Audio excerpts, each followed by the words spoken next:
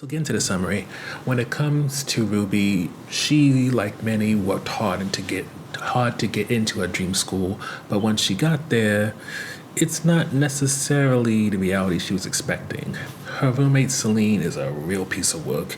In all the clubs and organizations she thought she would get into, that may not happen, especially in her freshman year. And with being away from her friends and family, it all feels so isolating. But this is also college, right? It's an experience. The only question is when it comes to Ruby, or for Ruby that is it one that's going to get better? So, starting off this review on a highlight, to me, and granted, I commuted from home to go to college. I didn't actually live on campus, but this feels like the most authentic version of college, at least based off of comparing my experience to what we usually see. Because yes, Ruby does have the opportunity to party, she's shown to be an attractive young woman and everything, but at the same time, it's not like everything's about drugs, partying, things like that.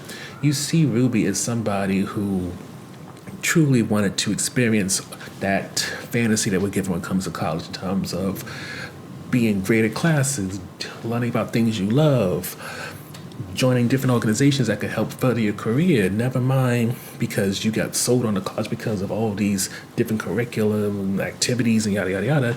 You thinking that, hey, I'm going to be able to join this literary magazine because creative writing is what Ruby's into. Yet, unfortunately for her, things don't pop off quickly. It's one of those. I think the best way to put it is you see her as somebody who's worked so hard to get to this point and perhaps thought it's going to be easy from this point on, but unfortunately she just learns, oh, you're at a new level of difficulty, so, and you have to work even harder for all the things that you wanted, because now you're not just competing with your peers who come from the same town, now you're competing with the best and the brightest from all over the country, if not internationally, which leads to a lot of moments where you can see Ruby's not necessarily about to have a breakdown, need to go to a guidance counselor, but it becomes immensely difficult for this experience, especially because, it's the first time that she's on her own as an adult.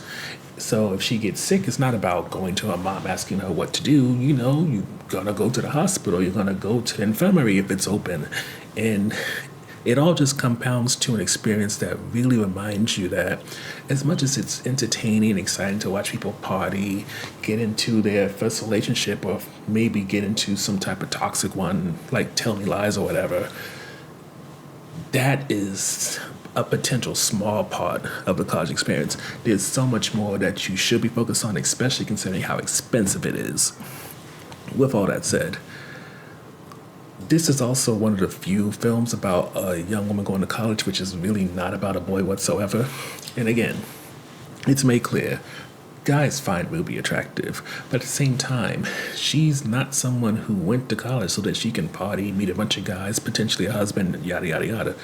She went there because she wants a degree. She wants a career. She had a plan, and even though the plan is not going the way she thought it would be, that doesn't mean she wants to supplement that with the guy's attention. So as much as she may kind of hang out with one guy in the beginning, after that, it's pretty much all about how can I rectify the fact that my dreams are not meeting reality right now, and how can I get those two to reconcile and be on the same path. Which leads to on the fence topics. The first one is, throughout the movie, you see a bit of an alter ego, or else another half to Ruby, and it's all presented as some type of facade. It's someone who Ruby sees she may have talked to once or twice, but she's not talking to them like they're there. It's not supposed to be some type of situation where you're trying to figure out, does Ruby have a twin or anything like that.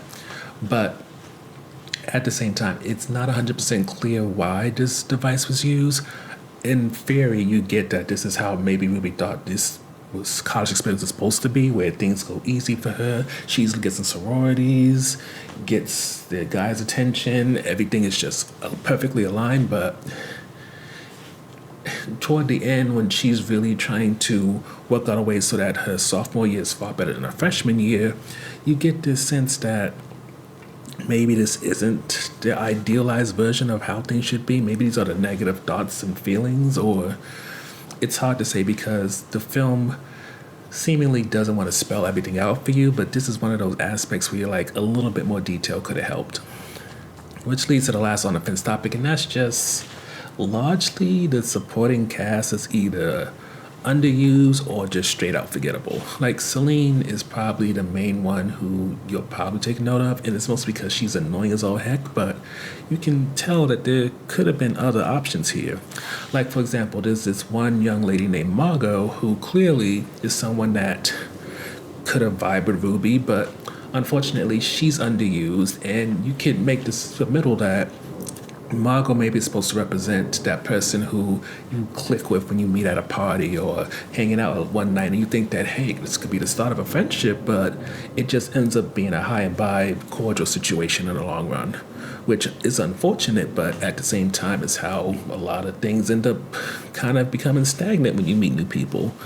And again, I wish that it wasn't all on the actress who plays Ruby, but I will say that when it comes to Elizabeth Yu, she definitely holds her own in such a way where it would have been nice if she had more people to play off of, but on her own she's able to handle Ruby's story far better than perhaps a lot of actresses could, especially those who pretty much are getting their foundation laid for their career. But overall, Year One is definitely a refreshing take on a college experience which doesn't seek to be dramatic or inspiring, but simply representative of an experience that the average person may have, rather than somebody who got lucky enough to have some grandiose, tell the stories for the rest of their life type of experience.